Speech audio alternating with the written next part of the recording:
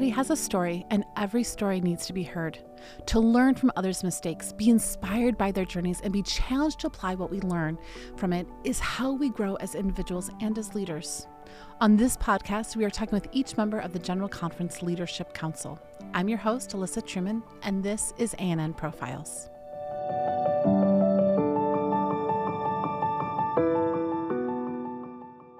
Today I'm here with Nilde Itin, and she is the Associate Director of Women's Ministries here at the General Conference, and you've been serving in that position for 6 months? 6 months? Or 5? 5-ish months. Yes. So you were elected at the 2022 General Conference session. Nilde, you and I kind of go back to our first, when we both moved to the GC. We lived in a hotel. Many of those who transition, we live in hotels for a little bit of time. And I had arrived just a little bit before you and your husband. And so we ended up meeting each other in the hotel lobby, where your first week and our last week coincided. It was always kind of fun being able to identify those are some new coworkers. Because you're kind of trying to make a new start. It's starting kind of from scratch, trying to learn your new roles in a very unfamiliar place. And for you, that's even more difficult because you are not from America. Where are you from? Well, that's a good question. You can look back where I was born, what I normally say. Where were you born? I would say that's my answer. I was born in Argentina, so I guess I'm from Argentina. My passport says I'm from Argentina, so I cheer for Argentina. Yeah. I'm guessing when we're talking about World Cup, we're talking about Argentina here. Okay. Yes, and it was a good experience to meet you at that time of hotel life. Hotel life, yeah. It's definitely a journey, something that I don't think people know or think about, but it's this weird transition time where we're trying to find homes and all of that. So you were raised in Argentina, yes, or just born there? I was just born there, and when I was 2, we moved with my family, and I was raised until I was about teenager. I was in Chile. That's next door neighbors over the mountains. It's the long, skinny country down in South America. Mm-hmm. So you're raised in Chile. Why did your parents move? Well, there are invitations, there are calls, and then you decide. So my parents decided, worked for the church? Yes. Okay. They chose to work for the church. They chose that. And they were invited to go and help with an educational institution in Chile. So, the whole family moved. Yep, we all went there. That's how that kind of works, right? That's not going to leave the 2-year-old behind in Argentina. Probably not the best plan. So you were raised then as a Seventh-day Adventist. Yes. What were some of your earliest memories with the church?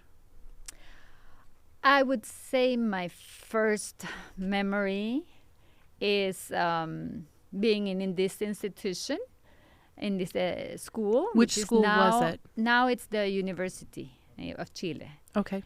And being in the children's Sabbath school, I think that's one of my first images I have from my childhood.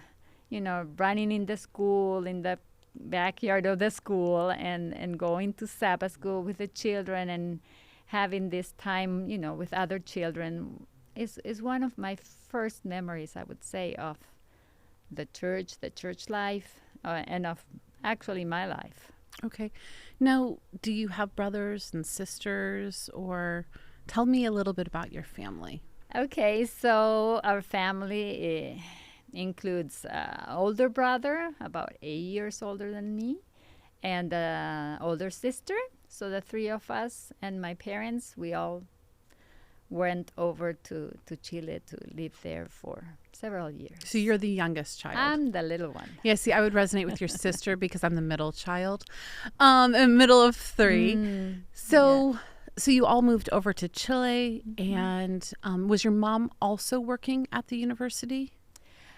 A little, just a few classes, homemaking classes. She's good at doing that. Okay. And so she taught. And, when you go to a small school, you do everything that's needed. So she would, take care of us and getting us settled and going to school, and also helping in the school in whatever was needed, giving classes and teaching piano. She's a piano teacher also, and doing what's needed. Now, did your parents raise you to be musical? Yes, we sang a lot. My father likes to sing, and my mom enjoys music too.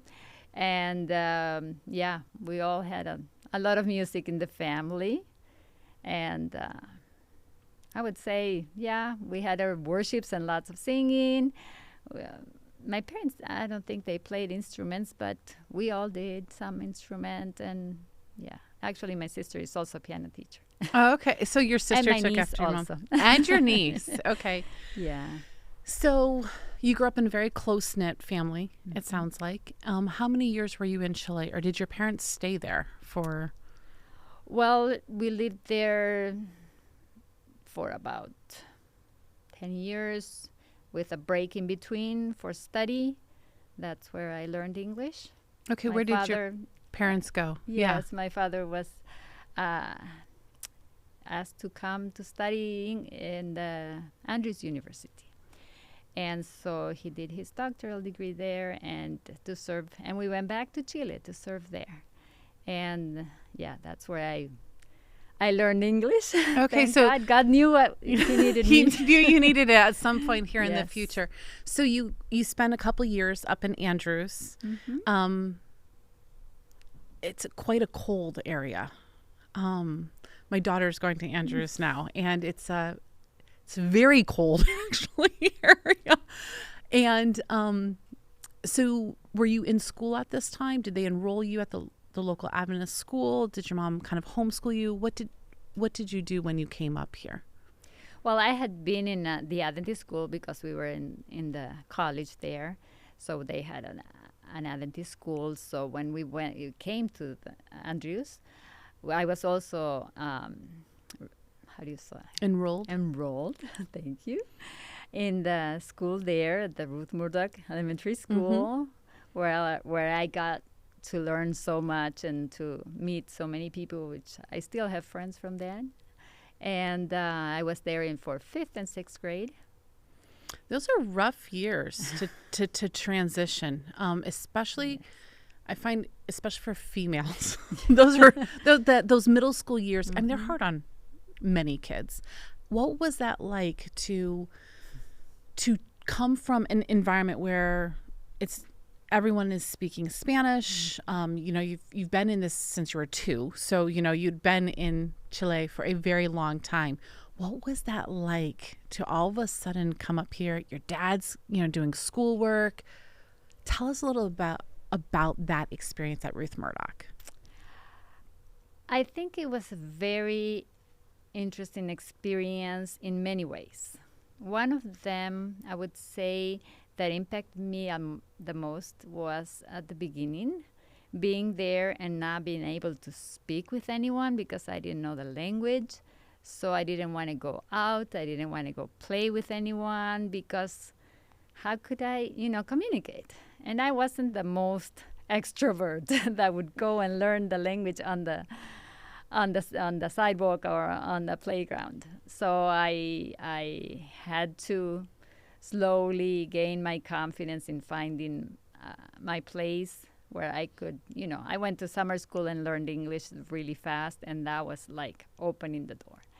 On the other hand, at that age, like you said, it's very, it's a crucial time, I would say, because you set, your values for life. Sometimes your worldview is set by that time, and your spiritual journey also is a special point in life. And for me, that was a very, very important aspect. Do you feel like your time at Ruth Murdoch, do you feel like it was a time of spiritual growth?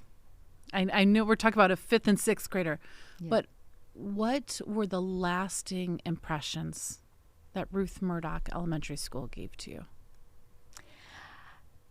what I recall right now without having prepared anything for this, I think seeing people take interest in children was very important for me at that time, and that my parents were able to, have me included in the activities that other children were participating, like Pathfinders, like, going to church, the Pioneer Memorial Church, and seeing, the dean of theology or education, I don't remember which one, was giving Sabbath school classes for us as children. And seeing the interest that they placed was very important for me. And our pastor's involvement with, getting us. And I was actually baptized there. Really? By my father on my birthday. Oh, which is I very was meaningful. Baptized on my birthday too. That is very Yes, special. I think I was in yes. seventh. It was either 6th or 7th grade when I was. I think it's 6th grade. Okay. Yeah. So I think it was very important for me that period in life, because being able to, see other things in the world, being in this environment that for me was very encouraging, even though it was very challenging. Like I started saying, I didn't want to play with anyone, but meeting friends from around the world and making friends with a Japanese girl downstairs that hardly could talk English like me, I was a little ahead of her. I was already going to school, was giving me this sense that I'm not the only one that goes through this. There's others who go through difficult things. Andrews is a great place for diversity. There's such a huge amount of people from all around the world when you go there. So yes, you had probably a lot of different people who were in these varying stages alongside with you. You said that you were baptized while you were there. What helped you make that decision for baptism? Was there anything special? Did you study with anybody in particular, or was it just kind of one of these natural things that kind of happened? I think it was kind of natural, in the sense that in my home it had been encouraged all my life, having a relationship with Jesus and having worships together and having, valuing spiritual life and spiritual, activities. And in school we had the Bible studies during the classes. So it was like the time to do it. I remember that because when I was in elementary school, they actually did baptismal studies for any kid who wanted them to. Yeah. And I know at the school that my children go to that if young people are interested in it, they can have baptismal studies with one of our pastors. And I do think that whole time period, those middle school years, as we call them here in America, so it's kind of like 5th through 8th grade, is often a time where young people start deciding whether they want to make that decision for Christ. And where they decide,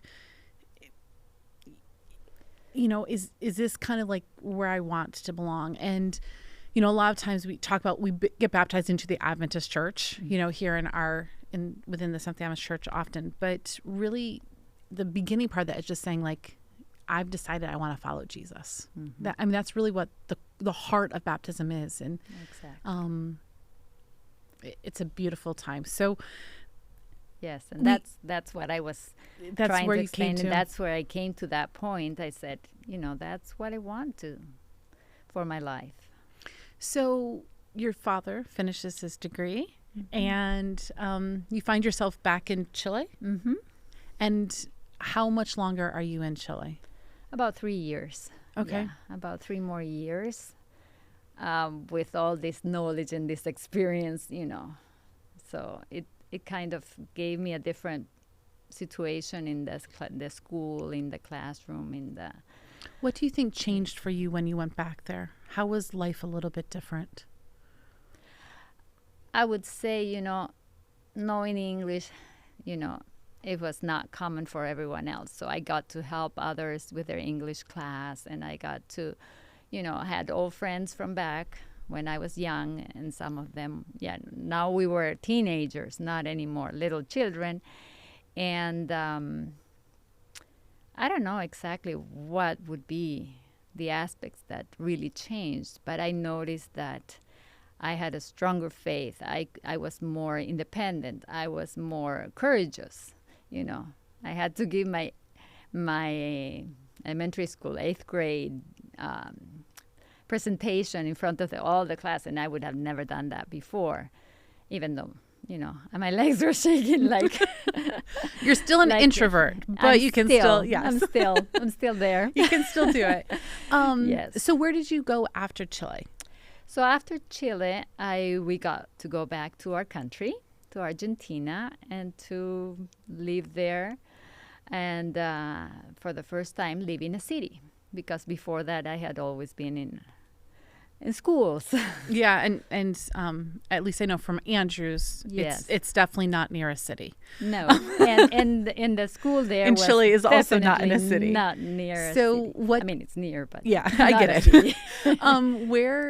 What brought you back to Argentina? So my dad's work. So we moved back because my dad had work at the publishing house in Buenos Aires. So that was our move, and that was when I would turn 15, which is a very important, time for, Yes, it's it like is. 16 in the U.S. 15 is important in other parts of the world. So tell us why is that important in other parts of the world? It's like the turning to becoming a woman, it's just. So I also know in some cultures they have like the quinceañera. Yeah, that's Is it. that what? That's okay, what I it wasn't is. sure if it was the same thing in Argentina. Yes. So you're transitioning in a year that's special. So you probably don't have a ton of friends yet in Buenos Aires. It seems like you keep moving at these times where it's a very hard time to transition. I'm not sure there's ever really an ideal time to transition. But when you talk about like within youth, there's some times where it seems like it's just a little bit harder. So you're transitioning at the beginning of what we would call our high school years. I don't know what you call. Okay, Yeah. same thing. Okay, Yeah. so you're transitioning at the beginning, having to make all new friends. Once again, fortunately, they speak the same language. Tell me a little bit about your high school years. So the transition was interesting also. Okay. Because I spoke the same language, but with a different accent and different words, It's like So even though you're from Argentina and you were going back Yes. there, you Yes. had the Chile. accent okay. and the Chilean way of speaking and using words. So it was quite difficult, though. Even though I have to be thankful that in the church we had a lot of teenagers, so we had a large group of kids my age. And so that made it easy because I was included and I would go with them everywhere and do all the activities, But it was tough to learn a new culture, even though it was my culture. I was already what we call the third culture kid. And so I had to learn how to move around and how to, understand the logics of communication in this new culture. So it was, I would say, and I totally understand those children that move at the teenage years, and it's not easy. It's not easy because socially you're looking for your identity, and then you have to start from zero. You have to start friendships from zero again. And you have to develop confidence, and learn the ways of that culture. And, but thank God, He kept me on my knees. I prayed a lot. I think that was my source of, where I would go find comfort. I prayed much during those years. I still remember. So a lot of times young people get baptized kind of young. They have made that commitment to Jesus. But there's sometimes not always that like, I'm trying to figure out the right word for it, but like this, like where it becomes your own. I mean? Like sometimes our faith, like we know that we want to follow Jesus, but there's a moment where our faith becomes our own. You know what I mean? Where it's like almost like, nope, I am an Adventist. It's not because my parents are Adventists. It's because I'm an Adventist. I am a Christian because I'm a Christian, not just because. Did you ever like we call them like the conversion moments or something like that? Did you have that kind of a moment ever in your journey? I would say that it wasn't like a certain point. It was like a step by step. I admire those who have those conversions and those changes, complete change of lifestyle and thinking. And no, I don't have that experience. I would say what I remember is when I was about 12, 13, I was starting on this personal journey. I was having this interaction, this relationship with God. And it just kept growing slowly with the ups and downs and everything. I was learning, I was growing, and I don't think there was a moment that I would say, okay, this is my parents' faith and this is mine now. But I would say, I accepted how I had been taught. I took it as mine, and I really embraced it and just kept going. What do you think made that jump where you wanted to kind of start making that your own? Like, was there anything that happened? I think, these challenges I talked about of my experiences of, being changing here and there, I think that had a little bit to do. Maybe for others it's something else. But for me, I think those changes, those challenges, the moving, the facing new situations, new, you had to find something. You had to find something to turn to. And for you, that was your faith. Yes. And that was my faith. And that's, where I turned to. And my personal, because I couldn't go and tell everything to others. I couldn't go to my friends. They wouldn't understand my situation because they had not, lived there or been outside. I couldn't, my parents were busy, also struggling with the change and with adapting to a new place and new work. And so I just went to God, I think that, we hear a lot about pastors' kids and being a pastoral family. And I think that often resonates also with just people who work within the church structure. Your dad was not a pastor. He was a teacher. He was a pastor, but not in a pastoral role. Capacity. Yes, he was an administrator. So he was an administrator, and then he works at a publishing house. But we don't often think about how this impacts our families. When we're called, when we move around, that it's not just that person you're calling. You're calling a family, and sometimes we feel like, this family, you've been called to this position, so obviously your children aren't going to have it all together. And they're still children. They're no different than anybody else's children. And, I speak from the experience of my own children having to kind of go through this call, and me reminding them that it's, first and foremost, you're my child. Like, you don't have to put on an act just because of me working at the general conference. Like, it doesn't, you are you. And, I think that I appreciate you sharing this, because I think a lot of people don't necessarily think through it. So, for those who are listening to this, for them to kind of offer maybe a little bit of grace and maybe to reach out to the young people that they know that are, are part of this kind of these transitionary jobs, because it's hard, and we need women to step in to kind of help mentor and kind of come alongside our young women, and men to come alongside our young men, because the parents are doing what they can, but it really does take a community, especially to show the love and the kindness during these transitionary times. Yes, it does. And it's very important, I think, what you're mentioning about having this support, not just, the family, because it's true.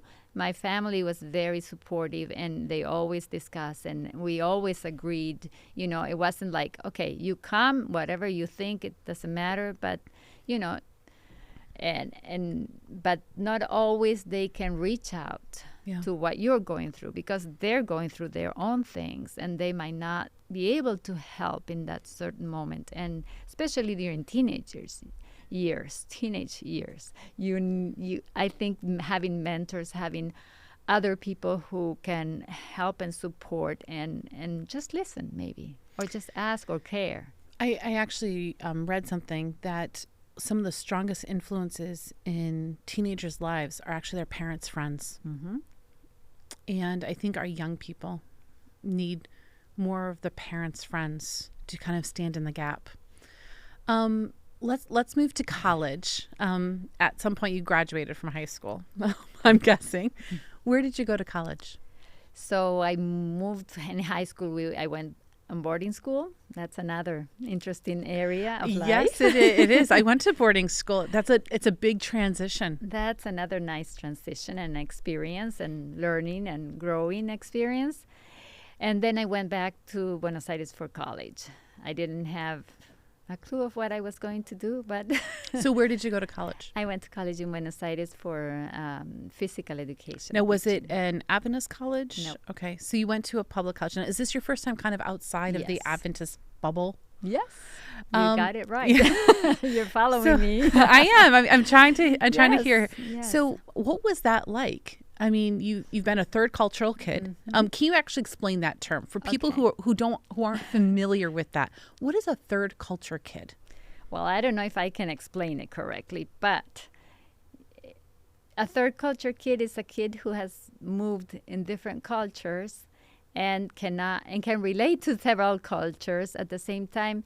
He has his original culture of birth and has moved to another one, to live and grow or be raised in, and then has a new set of culture. That's why it's called third culture Okay. children.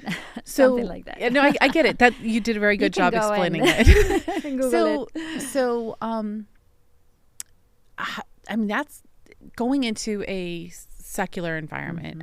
I don't want to call it secular, but like a non-Adventist environment. Having gone to an Adventist boarding school, been at Andrews, which is a hub, having your father, in Chile, you were in, near an Adventist school. What is that like for you? That was a big change because at that time I was alone. I was the only Adventist in that college, and it had about, 600, 800. It wasn't a big one, but there was another person also there studying who was Adventist, but we didn't see each other much, but I was the only woman. And it was placing myself in a situation where I would just watch, and be quiet and behave and just see what this is all about. Though I had wonderful friends that I still have, and try to be a witness, of how my lifestyle, my choices, my faith in God impacts my daily life in this other situation where you have parties and you have friends who want to do things that I wouldn't do, I wouldn't choose to do. So it really brought me into a place where I had to make choices every day, every moment. Wait, and I think this is an important thing, is because at this point your faith has to become your own. Yes. You cannot rely on your parents anymore. Did it make you ever question your faith? It made me question some aspects of my faith, like, some doctrines or some things. Why do I believe this? But it didn't make me doubt.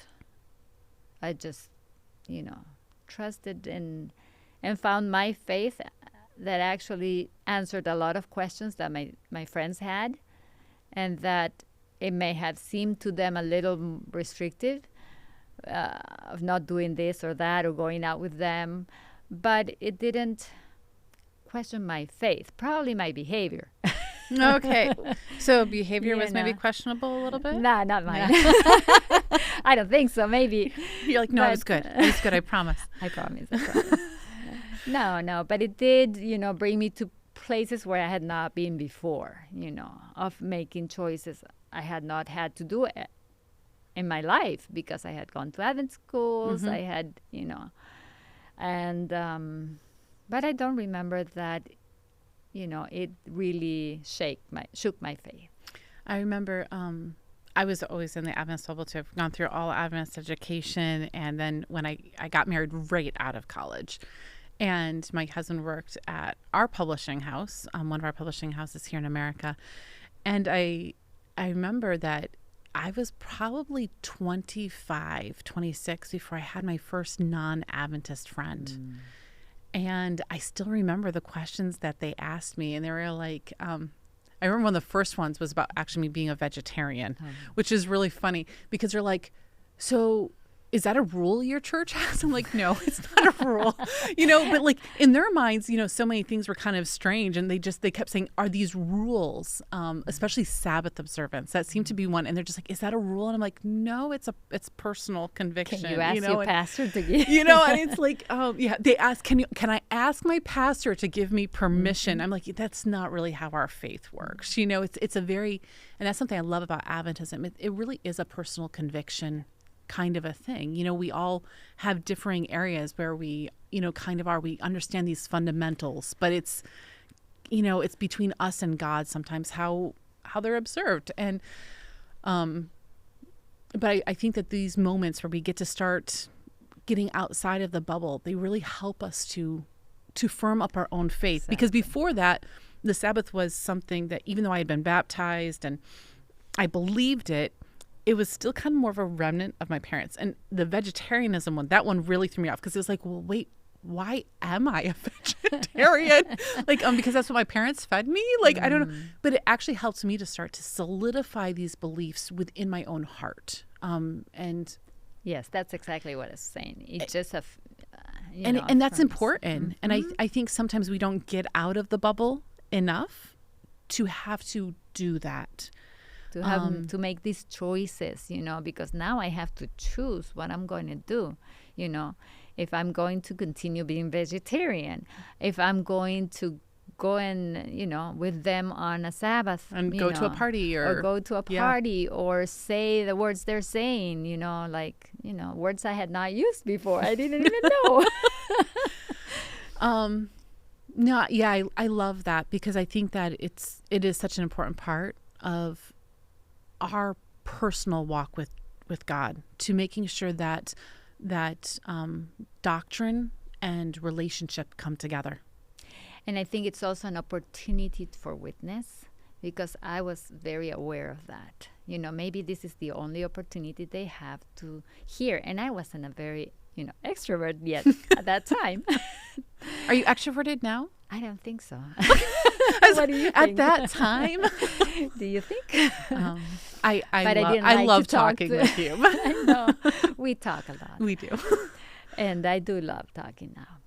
And at that time I was, I would answer questions they would ask me and share what I thought, what I believed. And it was, and I loved it, when I got the opportunity to explain to them about death or to explain what I believed about heaven. I remember on the bus drive, we had time to talk, an hour. So we had opportunities. So you get a degree, you said, in physical education. What did you do with your degree? Put it in an envelope. Isn't that so many people? And moved. and moved. Yes, no, I did use it. Anyway, for several years. All right, let's talk about a special young man or something that would come into your life at some point. How did you meet Herman? So I met him in the boardings. when I moved on my 15th birthday. Really? So he's like part of the high school years. High school years. His sister was my classmate, my same year. So, in the church we would hang out with this group and he was there. And we all went to boarding school, so we would, be there, and I played in the band and he played in the band. What did you guys both play? He played saxophone and I played flute. So, we would be there, but nothing. So we met because our parents were working in that publishing house. And after we went to college, that's when we... So you come back from college. Yes. And we both come back, and then that's where we started our relationship. And so you're coming back. What were you both doing at this time? In college? No, because you've come You've come back from college now, right? School. No, we Okay. come back from high school From to high the school. to the to Okay. do college and university, and that's where we started our relationship Okay. more intimate. So, was it love at first sight? Kind of. On his side. On his side. Oh, okay. So not My necessarily side on yours. took It took a more little bit of time. You know, I don't dive easily. And that was how it was with me and my husband too. Yeah. So I get it. Yeah. Yeah. So at some point you start dating, Yeah. and he asks you to marry him. Mm-hmm. I'm guessing. I mean, because you're married. So at It some was point a he little has long to. time, but yes. How long was eventually, that? About 8 years. 8? Between, you know, dating and not dating, and coming and going, and growing up, and learning how to develop relationship. Yeah. Yeah, I think it takes sometimes it's time. like it does. Not everything is a very quick and rapid, and we just know. And sometimes we need to grow ourselves. Exactly. We don't always need to rush into marriage if we're not ready for marriage. Exactly. Um, And you need to get to, you know yourself better too, and to grow and to become independent. Like my case, I had to travel, and I had to, I went to live to Europe for a year, and then when I got back, I was You're more ready. better prepared and What did you do in mature. Europe? I spent a year at some relatives' place doing just any work I found. I was time to grow Okay. in my, not in my career, but as a person. What kind of things were you trying to grow in? I would think it was just finding myself and my independence, and seeing what I could do by myself. Not my parents, not my school, not my church, but by myself. So you come back. I come back. You marry I'm Herman. married. Okay. What does Herman do? He's an accountant, so he's the money man. He's the money man. interested. So does he do the money in the home as well? Oh, yes. Okay. Yeah, Yeah, I did the money in the He's- home until we moved here, and I finally was able to, after like 19 years of marriage or something, pass it off to my husband, and that was a great relief because none of us are like the money people. Like we do it, No, but I was like, 19 years, it's your turn. So it doesn't sound like you get out of that. So where do you are you still in Buenos Aires at this No, point? at that time we both work in the university Okay, which university? at the Argentina, River Plate University. All right, River Plate. Yes, we both worked there. I work in the hospital in my career in the wellness center, and he works at the university as an accountant. So you're coming back into an Adventist bubble. Yes. Is what I'm hearing. Yes. Which I think that you guys don't actually ever really leave this Adventist bubble because now you're here. So, I mean, we still obviously can have friends from without, but did you know that you wanted to always work for the church? I always wanted to serve, where God placed me.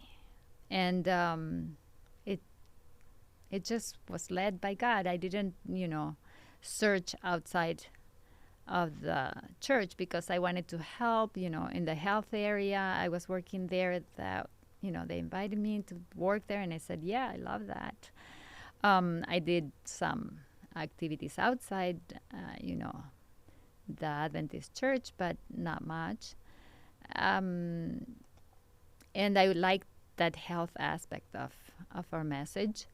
That's why basically I studied physical education, thinking of that aspect. And so I was very happy to be there. I didn't think of, looking outside if there was other opportunities or activities. And then he had been working outside, the church system. He had been in a business, and he was doing well, and he felt that call to working for the church. And his experience is another story. Well, good news for everybody who's listening to us. He is part of that story because he also is on the General Conference Leadership Council. So we'll let him share his story here. You need to listen it from him. So, we didn't, we were happy to be able to help and support the church from our humble skills and knowledge and talent. So I'm not sure where children fall into this, but you do have children, correct? Yes. How many children do you have? We have 2. We have a daughter, The oldest is a daughter, and the youngest is a boy. Okay. And being a parent adds a whole new dynamic to life. It's like if we didn't think that marriage taught us something, it's okay because we'll just have children enter the picture and you learn a whole lot more there. Now, did you continue to work once you had children? I stopped working and only had, where I was at the health center, and had just a couple of hours of teaching at the university. So I was mostly at home. I had the opportunity to serve, to do something, to help and support. So I said, might as well. I was near. My parents had just retired and were near us, so I could leave them with the kids with them for that hour or two that I was teaching. But not because I was, willing to help and to serve there. I didn't, I stayed home all the time because I was there. So let's talk about, right now you're currently serving in women's ministries. When did you start getting involved in women's ministries? Later on, without knowing, I was, of course, supporting, from another position with children's, because I had the children, the young children. I was helping in children's Sabbath school and in the church, so I was helping all the teachers or coordinating them. At that, I started when I was 19 to work with other women together for the mission of the church as a young girl. And so actually in the position of women ministries, I was called before I got there to serve as a leader for the church when we moved to the Philippines. Okay, so you've moved to the Philippines. So you've really moved to quite a few locations, haven't you? Well, I wouldn't say that many, but more than many countries, many more countries than most of us, at least Americans, do. So what brought you to the Philippines? So my husband was asked to come and help with the university there. It's not a university; it's an Institute of Advanced Studies, IS, which prepares leaders for the world church, and in master's and doctoral level. And he was asked to go there and help with the finance. Okay. So after discussing and being willing, with our children, we moved there. How old are your children at this point? That point, they were like me when I moved, about 13, 14. So starting their teenage years. Do you think that your experience of having moved around a lot, how did that change how you parented your children? I don't know if I did too much to help them, for it was challenging for them too. I think it's just the age, it's difficult. I tried to share with them what my parents had shared with me, a positive look at serving, at moving, a positive look at what comes next, and not at what I'm leaving behind. And we try to do that with our children. And I don't know if that helped them a lot, but did they struggle with the transition? They struggled. Yes, I think so. They learned English very fast, faster than me. They were more outgoing than me. So they had it, in that sense, it was easier for them. I guess they struggled. I don't know that they wouldn't, because it's difficult when you move as a teenager, especially that change. But at the same time, it made them, I would say stronger in a way. What's it like? Because obviously you had seen it from a kid's perspective, how it was. What's it like from a mother's perspective to watch these kind of changes? How does that differ? Yes, it is very different because we're all different and we all have different personalities, and you don't know how they're going to respond to those changes and how they're going to what choices they're going to make, So you struggle also as a parent, trying to encourage them in the weakest areas, trying to help them deal with the loss, the grieving of leaving everything behind, and at the same time giving them encouragement for what's ahead or for not having what they expect or what they want, and setting for them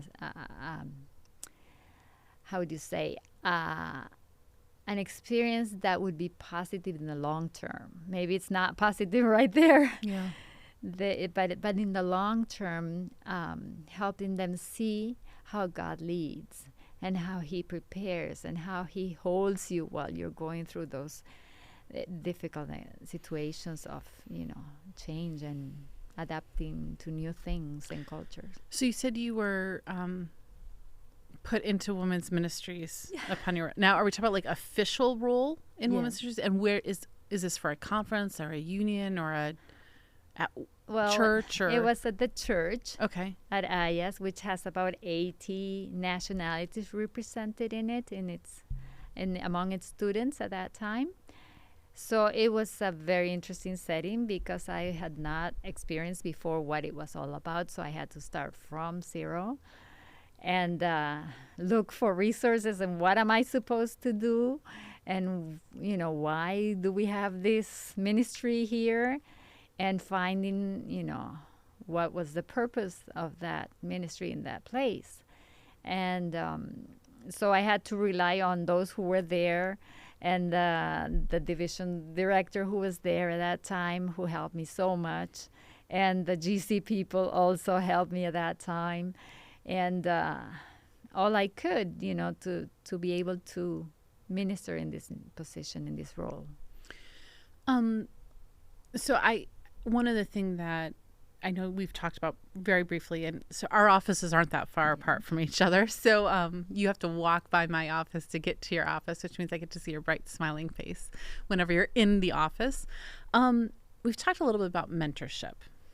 Have there been any people, especially in these kind of like early years of ministry, that kind of invested in you, that when you think back, you remember like that person, they made an impact. Maybe they don't even know that they made an impact.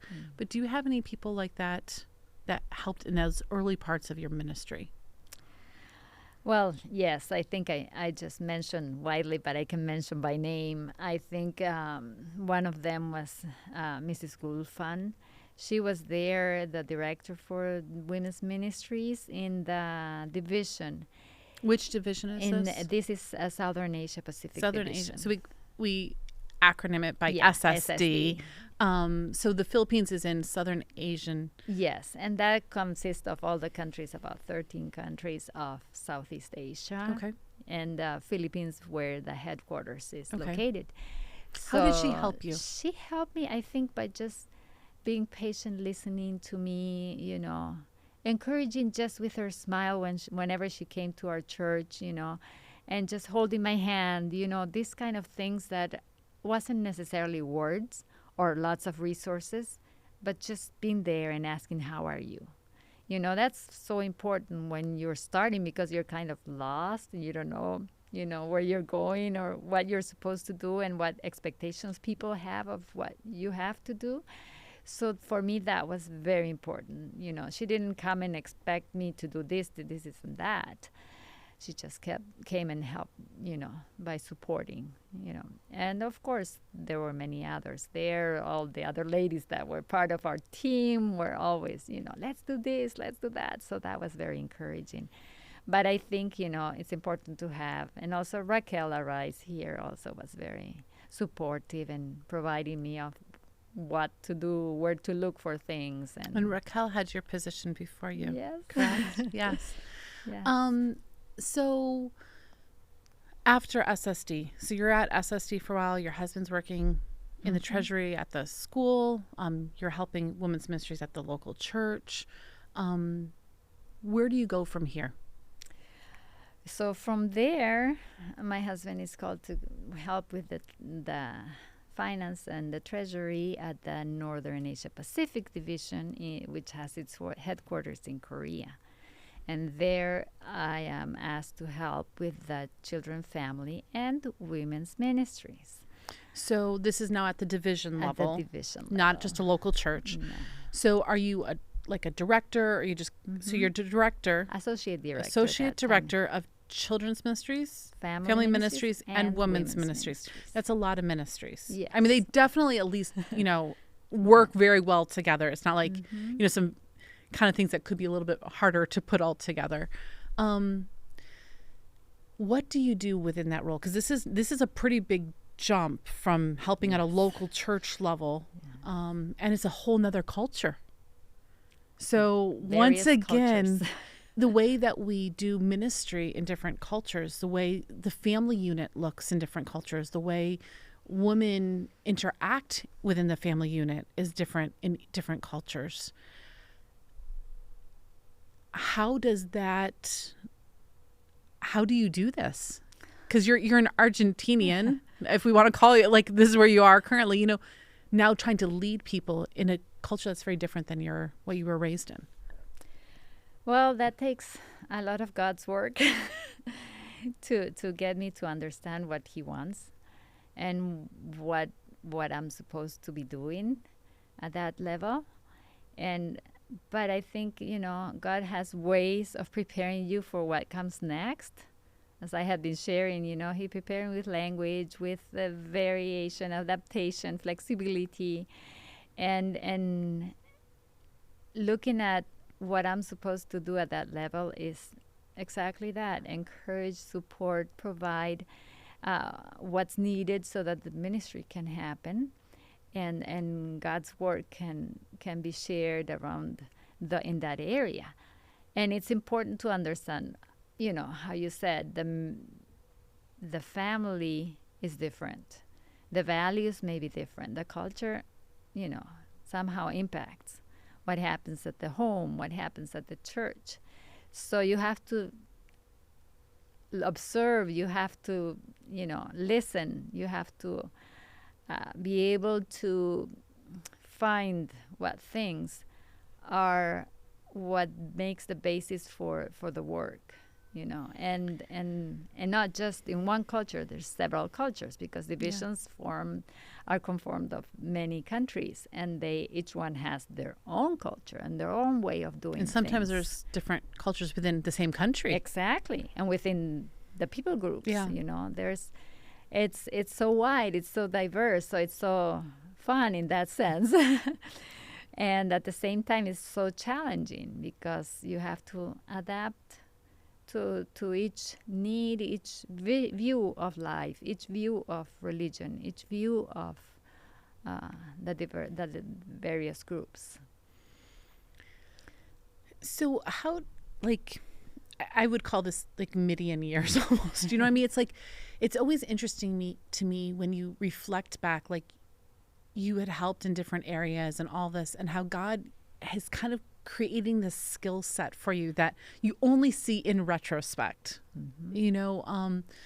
When you first came to, IS, and, you're being asked to be women's ministries leader, sometimes you're helping at a church level, but you don't realize it's actually cultivating and creating these skills that you need working in this church that has, multiple different cultures within it for the next place that God is going to lead you. So now you're here at, NSD, at the division, serving and being able to utilize these skills, and you're starting to learn and understand cultures. So you're actually it's a huge blessing for the World Church. I'm just going to say this right now. It's a huge blessing as I'm hearing this, because I didn't know all of this. So it's always very interesting to me to be able to sit across the table and to talk with all of you, because there's so many things, and all of a sudden I'm like, wow, it's amazing how God created this beautiful journey, this beautiful path that allows you to be where you are and fits you so well for service. There are very few people who have, been in like 5, 3, 4, 5 different, divisions, and to be able to learn how to work with all of the different cultures and the people group, because when you come here, you kind of already have an understanding of a little bit more the challenges as well as the cultures and are able to help in this. So what would you say was probably one of your favorite things that you did in NSD in this role? Oh, in this role, I enjoyed very much traveling with my director, Lisa Cluzet, at that time, traveling and visiting the different leaders and the sisters around the different countries that we went. And it was amazing to see the spirit they had, the way they did things, the way they ministered. For me, I think that was one of the most enjoyable experiences. I don't know if that's what you mean. No, that's... But that's one thing that, as you mentioned, sticks in my mind. You said the way that they minister. What would you say is kind of like a unique thing that women in the NSD do to like kind of minister to each other? Well, depends where. Okay, you can give me one or two if you want. Yeah, let me think. I think, when you compare the cultures, you think they all look the same, but they're not the same. Their history has impacted them in a way that, molds who they are now. And seeing the devotion, for example, that the Koreans have, and their service orientation, of how they minister to their church, to their pastor, to their community, was very inspiring for me, to see them so perseverant, in every Sabbath being there to prepare the potluck. I know other places do that too. Many women do that for sure. But I don't know, in that impacted probably because I saw it like every Sabbath there. And how they build this tight community, of support among themselves. I don't know the language, so I couldn't, know more of that. But that's from the outside what I could perceive, how they supported each other. It's so important for us to support each other. I know sometimes within women working together, there can be this friction that we want each other to succeed. But there's also the spirit of competition. And sometimes we never get out of our middle school, high school years. And I love when I see women just come together and to just really be that community that uplifts and builds each other up and is excited when each other succeeds rather than being jealous or tearing them down. And I think that's what I was thinking as you mentioned, how important it is to build each other up. We're not enough. We need, God's help. But at the same time, we can support each other. We can cheer for each other. We can help each other, to have that connection. It's so important instead of just looking at, what I'm lacking or what she has that I don't have and that competition. But being able to build each other up, in our relationship with God, I think that's very satisfying. I think really our sisterhood is one of our greatest strengths. Exactly. And to be able to mentor and inspire and encourage each other is one of the things that I have found that I love the most here within the General Conference. I know a lot of people don't, I think they don't think there are a lot of women here, but there actually are quite a few of us. And I love the spirit of sisterhood that we have, the spirit of encouragement. And we are relational and we are, more emotional, I would say. But yeah. And a lot of times we try to make emotional sound like it's a bad thing, but it actually is. God gave us this gift because it is what connects us as humans. And that sisterhood is, evidenced everywhere when we get together, It's easy for us to get together and have, and have some fun and stop by and talk. And I think we need to gain from this opportunity that we have and use it for the strength, of each other and of the church. So NSD, where do we go from NSD? NSD, we come here. So you get a call here. Yes. So Herman gets a call to do what? He's associate treasurer, so Associate he continues in his line of of finances. finances. And It takes a special kind, I think, to be in finances. It's definitely. He seems pretty outgoing, though. Yes, Which yes. is, I guess, in my mind, this sounds so bad. I just don't see extroverts as treasurers. I'm not sure why. Well, we have the stereotypes. It is. It's we true. have in our mind how it should be. So when you come here, you're not working in women's ministries, though. So again, we talked about this whole transition. Now you're transitioning here, though, minus children. Minus Correct. children, they So- have gone off to boarding school and college. What is this like to not have children near you? Well, that was when we went to Korea. They were already off on their own, living. I mean, not totally, but they were in boarding school. So we were empty nesters, and I could focus on being full time. So that was a new experience too. I was able to work there in NSD in Korea, and now coming here, we continue working full time. Thank God.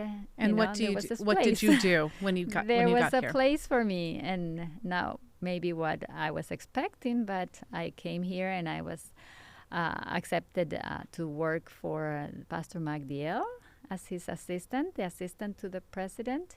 That's his job. And I was the assistant to the assistant. It's a lot of assisting happening. And that's So you work as the assistant to Magdiel for a long time, and you've now come back to America. You were here when you were young, during those middle school years. Yes. And although we are much warmer here in Maryland than Michigan, right? So to be fair, we're definitely not freezing you here quite as much. So you all come over here. You're serving, Magdiel. But then, GC session 2022, we, have this pandemic, which might have been kind of nice for you, actually, because neither you or Herman were traveling. So, I mean, it's kind of nice because I'm going to guess with your jobs previously in the division, there might have been more traveling involved. So you're empty nesters, but now you actually get a time to be together. Oh, yes, we really enjoyed. We could, have lunch together. We didn't have to travel. We were able to walk together and, to handle the fears of the pandemic, and the struggles that it brought together. So it was very important. And also, having this work helped me to settle in a place so that he could do his transition to his new job. So it was like perfect from God, All right. So I remember distinctly the moment at GC session. So for those of you who are listening or are unfamiliar, at GC session, generally every 5 years, unless you have a pandemic, then it went 7 years this time. But every 5 years, we elect new leaders within our church. So we elect our departmental directors and our associate directors at that time.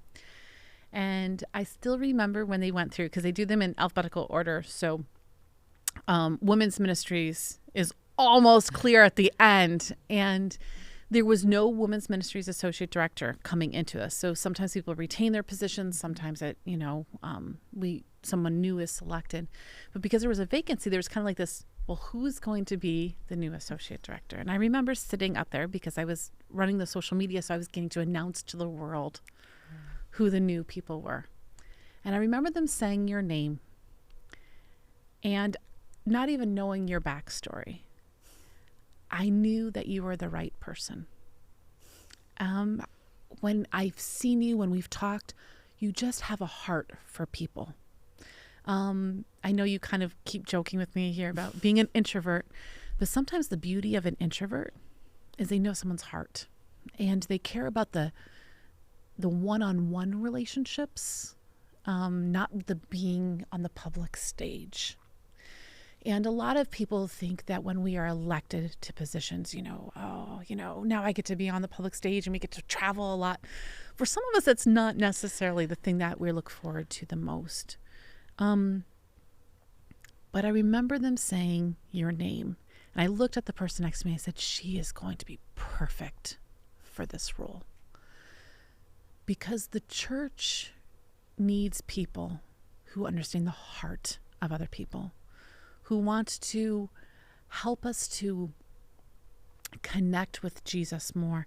And every time I have spent time with you, I feel like I've spent time with my Savior.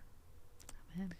And I don't think, I'm so glad we've been able to share this time together, because I feel like the World Church now understands who you are. And I know who you are even a little bit more closely. And it's important for us to know who our leaders are and to see the struggles and the journey that they have had. I want to thank you for saying yes to serving. It is a hard thing being a wife and mother in today's culture, in today's society. It doesn't matter which culture you live in, what country you live in. It is hard to be a wife and mother. And I think that there's this pushback sometimes about the role of a mother. But my husband is a stay-at-home dad now. When we transitioned here, he became the stay-at-home dad. It was a huge transition for my children, because I had stayed at home with our children. I'd worked from home for 14 years, and we moved here. And now my husband is the one taking them to school. My husband's the one doing all of these things, and I'm the one who's going into work every day. But there's something special about the role of a woman, that our children still, even like the school will still call me, even though they know my husband's the one at home. They call me to solve different problems. I'm like, well, you should call my husband. He's the one who's at home, But it is hard to raise our children now. And as a church, we are so blessed to have you helping guide the women's ministries leaders around the world. And we're so blessed to have this beautiful third culture kid who is sitting in front of me, who God has allowed to go on this beautiful journey to place you right here at this time in history to help guide our women. You don't want all eyes on you. You want all eyes on Jesus. Amen.